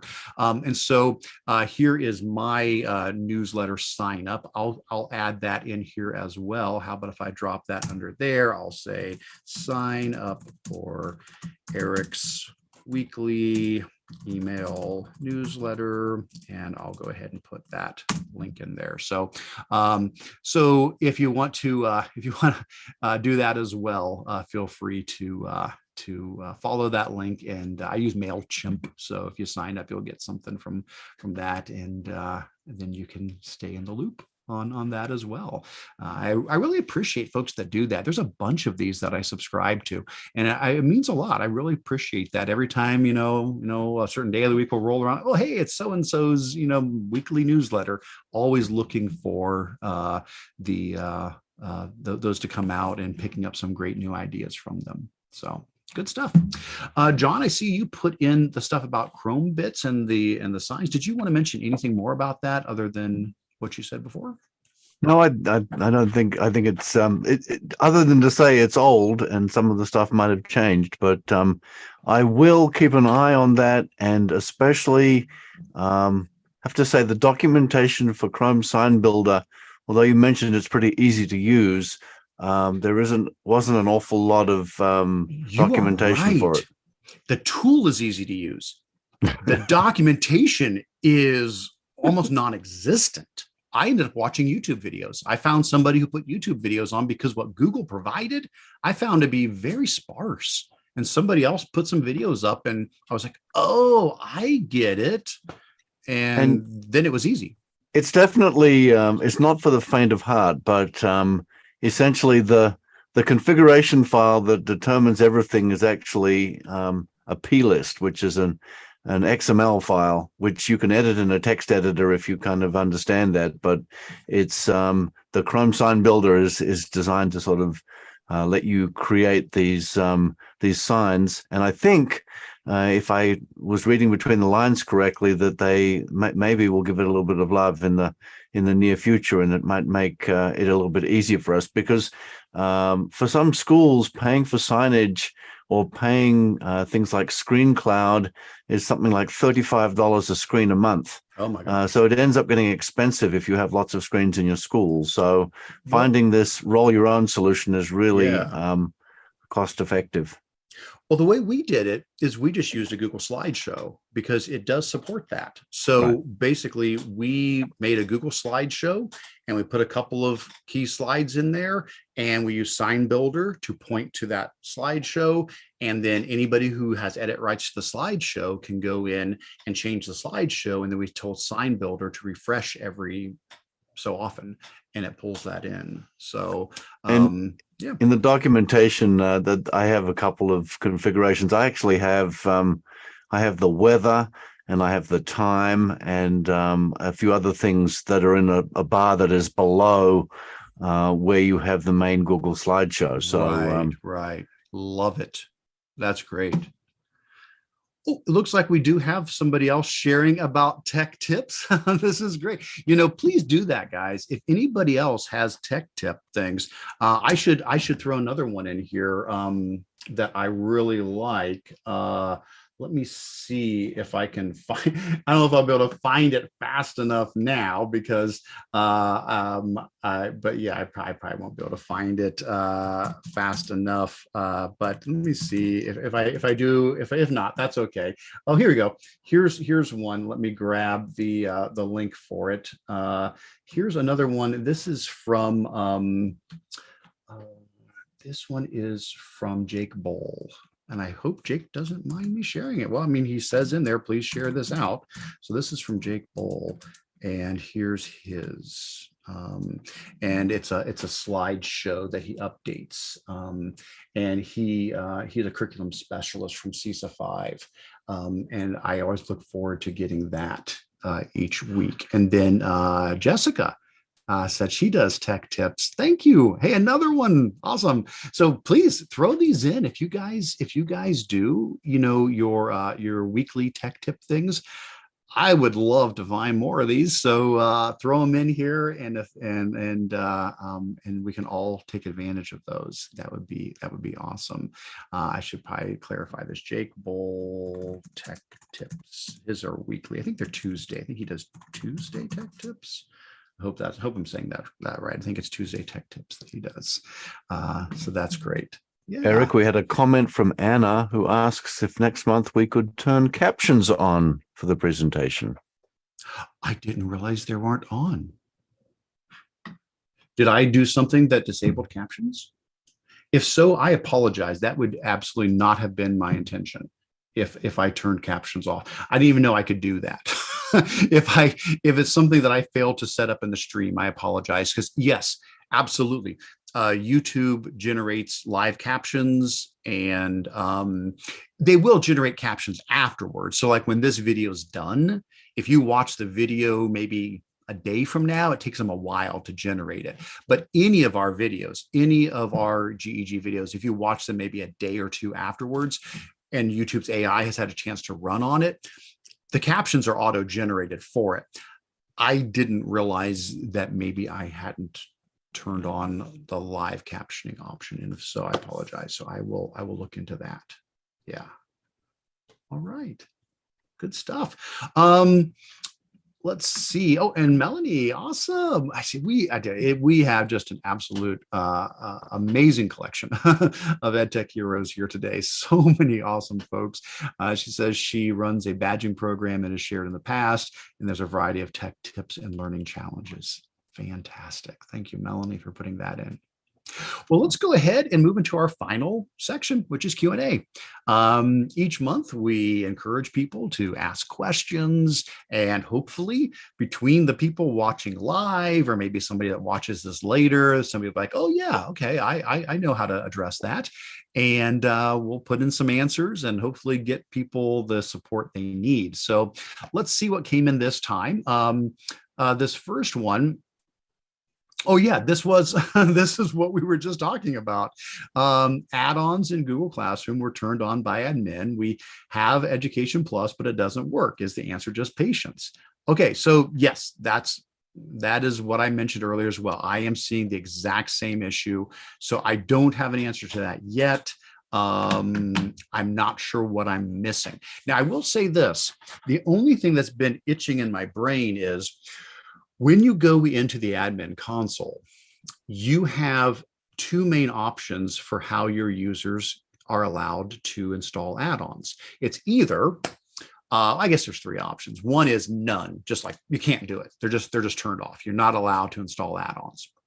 The other option is it's all open. You can whatever, you do not need permission. You can just install add-ons, have at it. And then there's the option of, I want an approved list. You're only allowed to install, you can install whatever you want as long as it's off the list. That's kind of that middle ground. I leave it wide open because with our staff, that's fine. I don't have any concern about them installing whatever they want on that. We may change that at some point. We did change that for extensions, for example. So with extensions, it's no longer wide open. We do have, for our staff, we have a list of about 120 extensions that we've put in the approved list, and we add new things all the time as people ask for them, just because extensions are a little more powerful. I mean, an extension is more powerful than an add-on because it's actually running. Extensions are running live and they can do a lot of things in the background, and add-ons, you have to invoke them to run them individually when you need them. So we did move to the approved model for extensions. But for add-ons, I haven't. I just have it wide open. If you find an add-on you want to use, go for it. I then went in and I approved all of the classroom add-ons like they told me to, but I wonder if there's I would call it a glitch. Like, does it require that you change the setting to say you're only allowed to install add-ons that are approved, and then it realizes that these classroom add-ons are okay? Where I've got it, they're all set to approved, but I have it also set, you don't need my approval. You can install whatever. And I wonder if it's fallen into a hole there in between there, like a weird use case scenario that they weren't expecting or something, where I've got it wide open and I've tried to approve them and now it's not working. So that's what I'm curious about. So anyway, I do need to play around a little bit more with that. All right. Next up. Oh, it looks like John is addressing this. They say they need help taking numerous individual Google Forms from the past and archiving them into a folder where the data can still be referenced if needed. And I think, John, would you like to address what you were thinking there? Yeah, and this is for archiving of data, and typically, and we have a whole kind of, I think we do have some videos that we've done as part of a session that we do, which talks about repurposing a Google form, and you can essentially clear out the data from the form. If you have it linked to a sheet, then you can unlink and then relink, and then you can have that data then report into, and so what I would do is I would make last year's data be 2022 or 2021, 22, and then you can link a new sheet, which will then be called, I think, form responses, and the data will come into there. But that's not to say that you couldn't take other Google Forms and also repurpose an existing Google Sheet. So you could have one Google Sheet which has multiple tabs with the results from each of your Google Forms if you wanted to put them all together in one place. And it's not that difficult to do that. You just have to navigate your way through disconnecting and reconnecting the form. Right. Yeah, John, I think you're right. I think you're right on the money there with that. Yeah, if you've got a form, it's going to collect responses, here. So if I were to come in and, if I were to submit this form, then it's collecting responses in the responses tab. But in addition to collecting them here, you have the option to send them over to a spreadsheet. And so if you do click that, it can create a spreadsheet for you. And now you've got a spreadsheet that is linked to that form. So now when somebody fills out the form, the data goes to responses and it also goes to the spreadsheet. So if I come here and I submit another response, I know it's pretty exciting. It just says option 1, but you can see now there's 2 responses, and here now there's 2 responses. So the idea, I think you hit on a lot of great things there, John. It could be a situation you say, you know what, I want to use this form again this year, but I don't want last year's data in there, but I don't want to lose last year's data.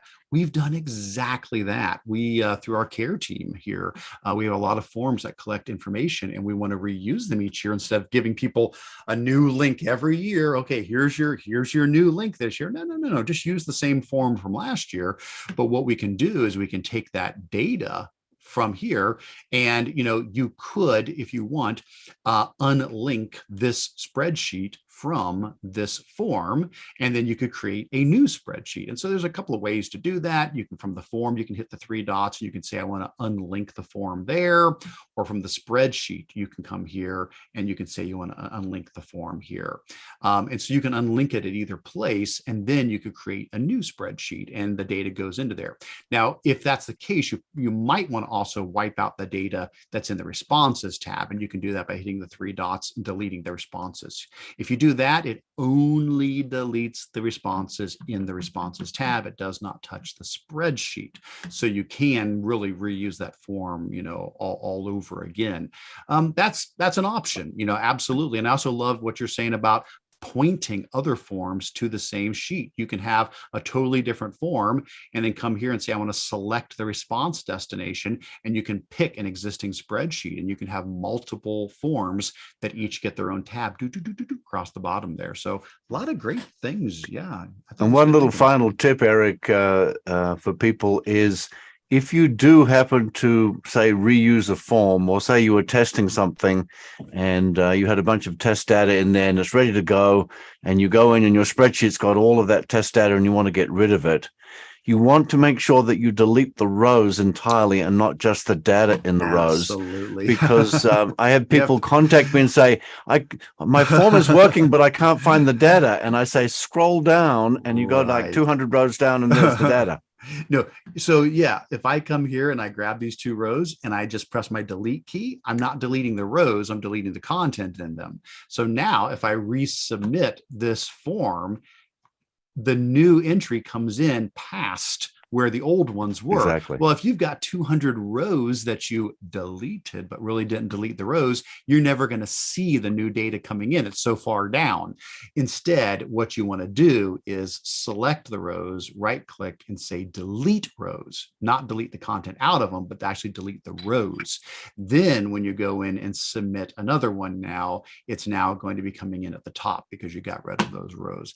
And then Chris, again, with another great suggestion saying you can unlink the spreadsheet and then relink the exact same spreadsheet right back.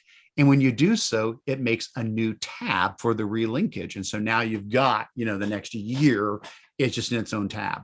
Love it. Oh my gosh, so many good ideas here. These are so great. I love it. Oh man, I love learning all these new things. So thank you to everybody who just makes these meetings so valuable with your expertise. All right, couple of last things in the Q&A.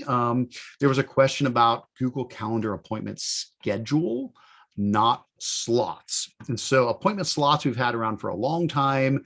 They're nice. They're definitely nice, but they have limitations. Especially you have to be using a Google account within your domain. And so if you wanted to use them for parent-teacher conferences, somebody with a personal Gmail couldn't sign up for an appointment with you because they are not using an account in your domain.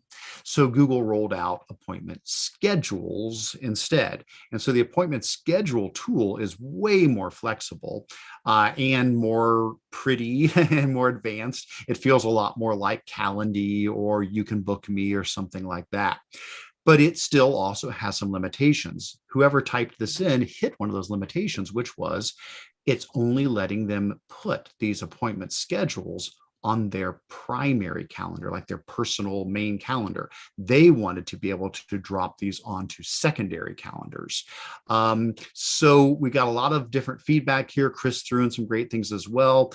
I came across this here that gives a nice, clear explanation of what's the difference between these slots and schedules, what makes them different. And it talks about all of the wonderful features of how appointment schedules are so much better.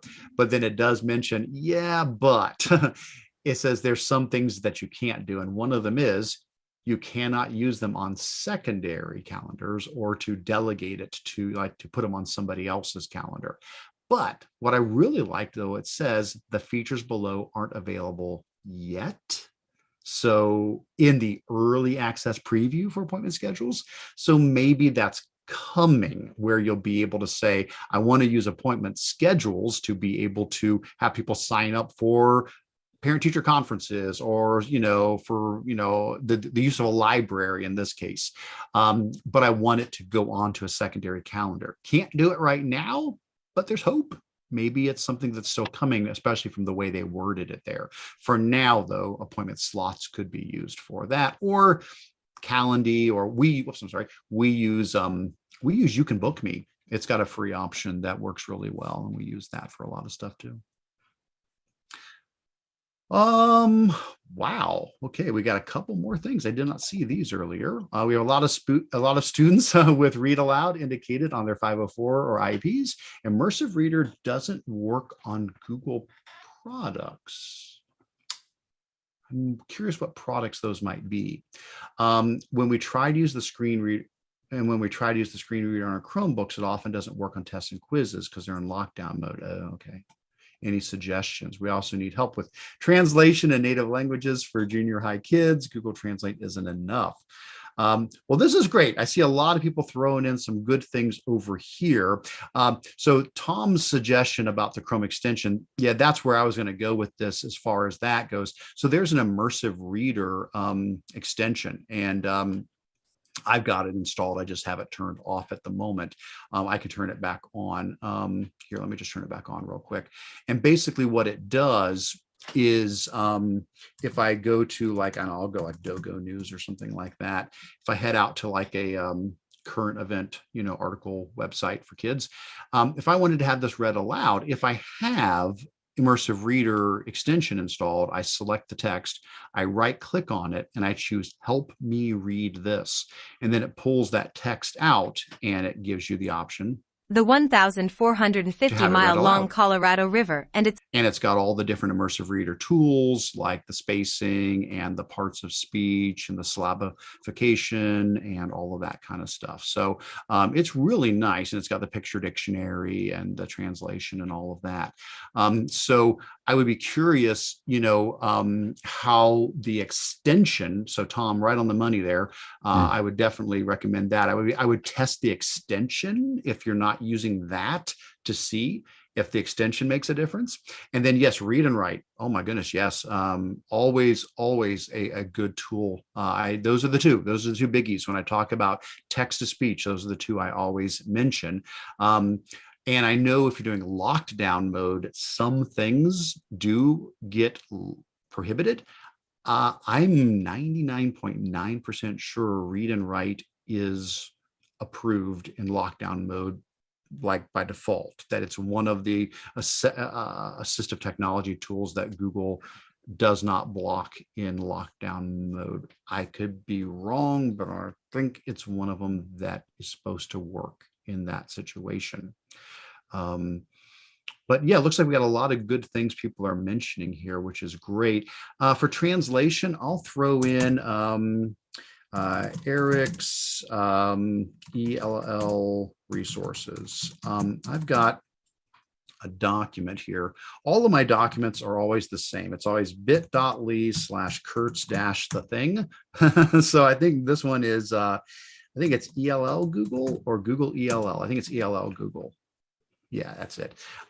So here, let me copy that link and I'll put it in here. So these are my ELL resources, and it's got lots of different tools that aren't just the Google Translate, website, but other Google related translation tools and third-party translation tools and things like that. You may be able to find some valuable resources in there as well.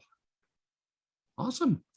Let's see, what do we have left here? Hello, I'm new to the Chrome universe. Our Chromebooks are set to only allow logins for organization.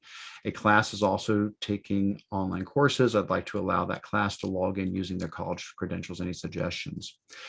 So, yep, Tom's got the right answer here. So first of all, if it is set to only allow you to log in with an email from your domain, then there's no way around that. I mean, if it's like, that's how we've got our student Chromebooks set up as well. You have to be using, apps.spark.org. You have to use one of our, our accounts. If that's the case, the things to check is incognito. Absolutely. It is possible that that it's possible that's not blocked. I'm not saying for sure, because you can block that too. School administrators can go in and say no incognito windows. If it's not blocked, then after you log in, you can say, I want a new incognito window. And then you could go to gmail.com and you could say, I want to log in. And now you could sign in with your other account. So it's like you've got a second window. The incognito window is going to allow you to do that. Another option is to click on your little profile up in the top corner and say you want to add another account. Now, again, that can be turned off too. There's a setting in the admin console that says you are not allowed to, even through your little profile icon, you're not allowed to log into a secondary account. That, I don't know, it could be turned on. If not, you can say, I want to add another account under this profile. Then you can jump between them within that as well.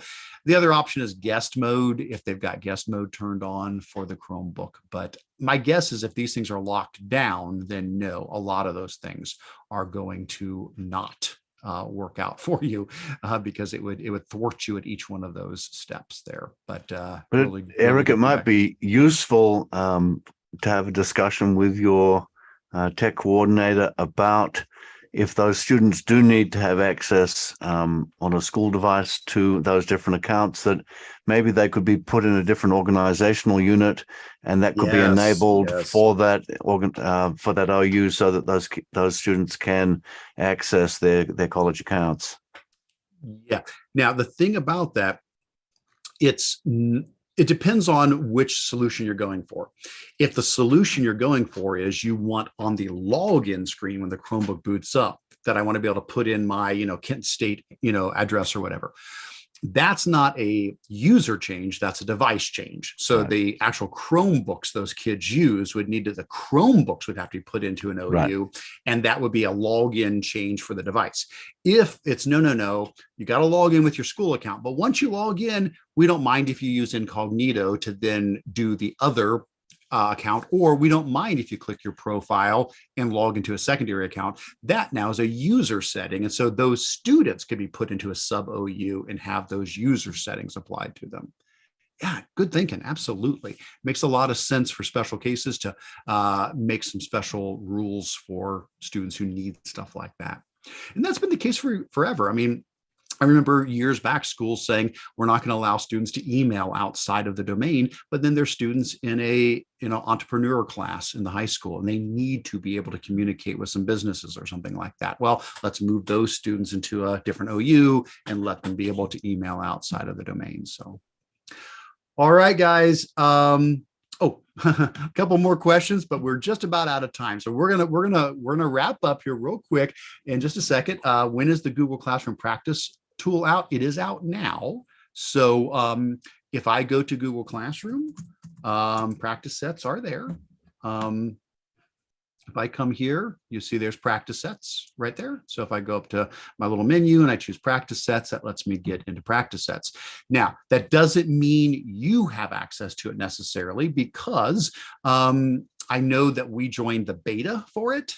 And so that gave us early access to it.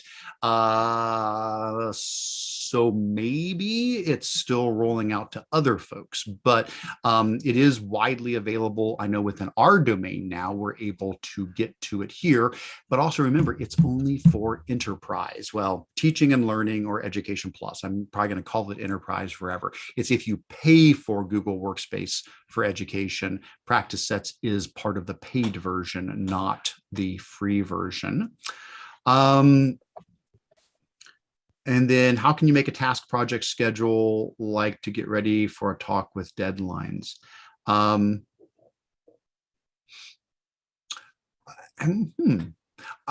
guess it's a pretty broad question there. It depends on what you're trying to do. One thing I might say is if you go to Google's Applied Digital Skills, they have some lessons specifically on that. So Applied Digital Skills is Google's collection of browse lessons, over 200, or at 200 lessons on all kinds of topics on using technology and using technology for life skills.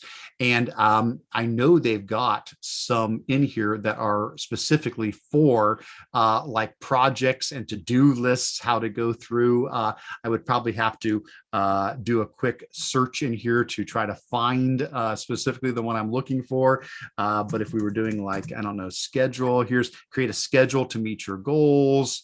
Scheduling project tasks in Google Sheets. There's that one. Plan effective meetings, organizing your day. Probably this one here on scheduling project tasks in Google Sheets would be a good example here. I'll copy that link and I'll drop it in here. That could be a pretty good example of a project that takes you through. And what they do is they've got all these videos and they've already created the videos for you. You watch the videos and it takes you step by step how to do these things. So this would be using a Google Sheet to be able to create and track all of these different tasks. If that's not what you're asking, I apologize, but that would be one thing you could look at there as an option. Well, as we are at 3 o'clock, I want to be respectful of everybody's time. So we're going to go ahead and start to pull this together. Couple of last minute things just to do as we do that. First of all, thank you. thank you so much for being here. It means an awful lot that you guys take the time to participate and contribute and share ideas. It makes it better for all of us, and we really appreciate that.